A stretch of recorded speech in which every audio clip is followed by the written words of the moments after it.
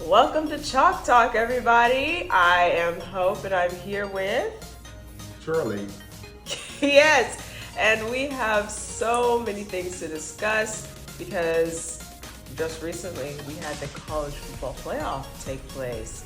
But before we get to the college football playoff, we have to discuss something about Florida State. Now, Florida State now has great history with the Orange Bowl, with some people winning national championships.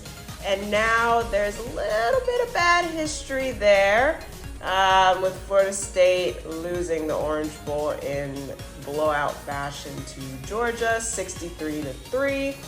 And so now there's this great debate on Twitter or X rather, and Instagram everywhere, saying there were lots of opt-outs. There were 22 opt-outs for Florida State that were key players. So it was basically the shell of the team that went 13-0, were ACC champions. So, Coach Ward, do you think the opt-outs were quitters? You say what you want, but we all have choices in life and decisions that we have to make. And when we make those decisions, I'm sure they're based on a lot of different factors. Just listening to Coach Norville when he was talking about the guys who stayed or were there ready to play, like Deloach. Kalen Deloach was one of them. I'm sure he had the same message to Kalen Deloach as he did all the other guys. But when it comes down to it, the guys have to make decisions based upon what they feel is best for their situation. And the coaches and the other guys have to be ready for whatever their decision was. So we were playing with quite a few young players, which gave them some experience. And the outcome is the outcome. But as you mentioned, I don't know if they're quitters or if you want to call them quitters. Some people do call those decisions quitters. But I just call them decisions that we all have to make that's best, is within the best interest of ourselves. Now, for me, I wouldn't do it. I mean, we didn't do it. We didn't have, it didn't seem like an option at the time. So we did what was best for the group, and whatever our future was, it was our future. But in this day and age, that is where we are. They have options, and they chose to use their option to not play in the bowl game. Well, absolutely. And we did get a glimpse of what the team potentially might look like next year, with also big news coming in the portal that DJ Uiagalelei is making his way to Tallahassee after prior stints at Clemson and Oregon State. So what does this mean for the Florida State Seminoles, Coach? Well, he definitely will bring the experience to the quarterback room, which is something is very big in every quarterback room. Jordan Travis had that. That was one of the reasons why he was high on the list coming back, or the team was high in the rankings because of his experience and what he brought to the table. And DJ, we'll call him DJU for me, is what he's bringing. Brock Glenn, of course, we saw a glimpse of him in the last two games, which he has great potential, but he's young. He still has a lot to learn. I think having an experienced guy in the room like DJ would definitely help him develop and grow over the course of his time. He'd more than likely be the backup, and then we have Luke as well coming in as a true freshman. So it'll be interesting to see how it all shakes out, but definitely excited about him being with the Seminoles next year. And as I mentioned, he is not the quarterback. A lot of people are trying to compare him to the quarterback he was at Clemson. He's definitely improved. Absolutely. So that would be a big, reason why I do believe the Seminoles will have a chance again next year to be where they are today. Absolutely. So now proceeding in chronological order, we had the college football playoff take place at the Rose Bowl. And at the Sugar Bowl, personally, I believe both those games started a little later than I really wanted them to, because we were up till what time? 1 o'clock. Like 1 o'clock, watching the Sugar Bowl. Both were relatively entertaining games. First off, in the Rose Bowl, we had Michigan and Alabama squaring off against each other. Michigan ended up winning 27-20 in overtime. J.J. McCarthy went 17 of 27, had 221 yards and 3 touchdowns. Jalen Milroe ended up he went 16 of 23, had 116 yards, and he also had 21 carries for 63 yards. And Michigan honestly kept Alabama in this game quite a bit. They had a missed field goal and a missed extra point and 2 muffed punts, one that almost ended the game for Michigan, and also one that gifted a touchdown to Alabama. And so out of the 20 drives that were combined in that game, we had 13 punts and with 9 3-and-outs.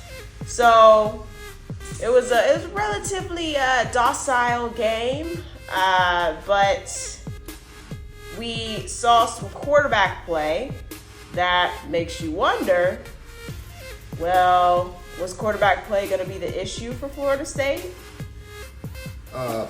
Yes. McCarthy, numbers were great. A lot of the passes were shorter passes that got extended, which is part of the process. Getting the ball to your guys and in space and giving them opportunities. But Milroe was exciting.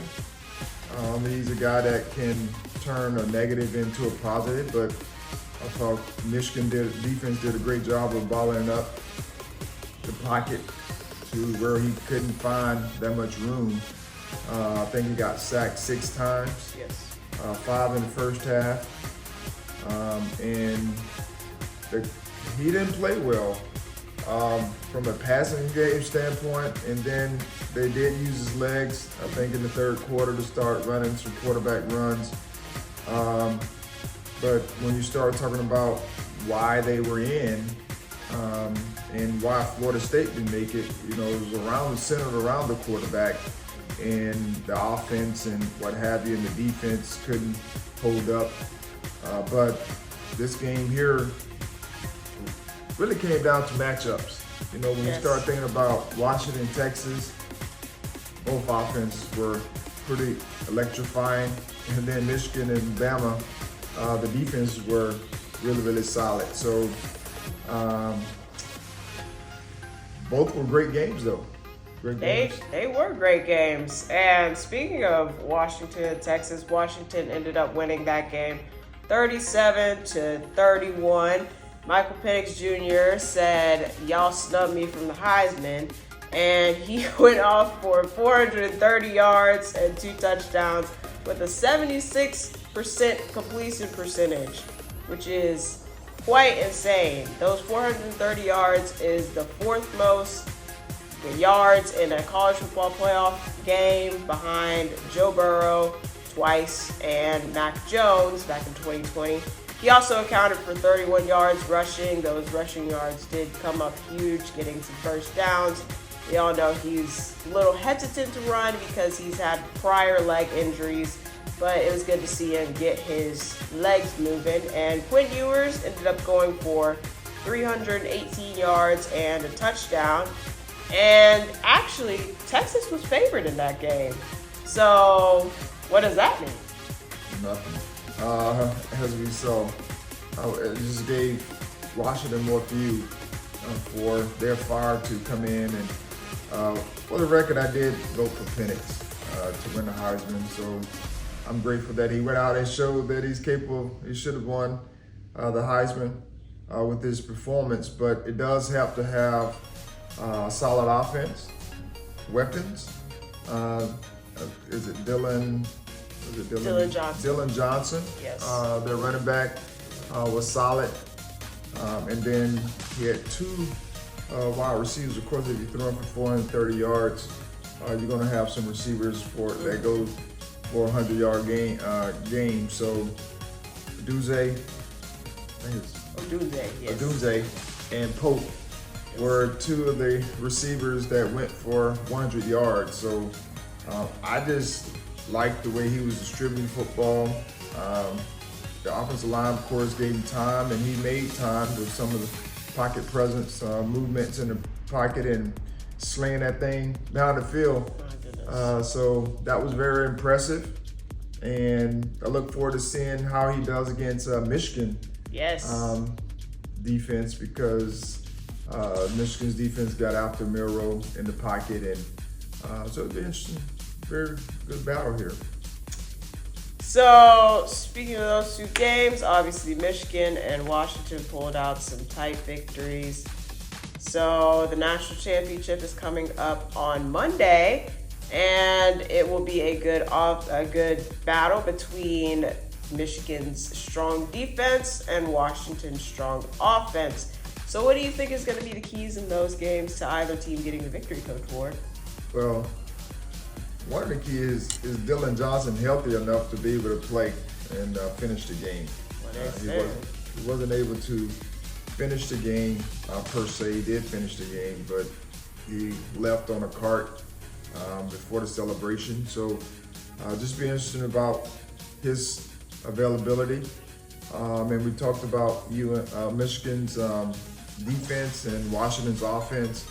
Which of the other two are going to hold up?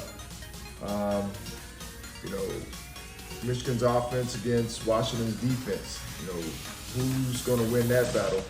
Of course, special teams plays a big part. Michigan, didn't play very well in the special teams department, but hopefully, we can see a well-played game, which we know Washington's offense is tough and Michigan's defense is tough, so it's going to be a battle.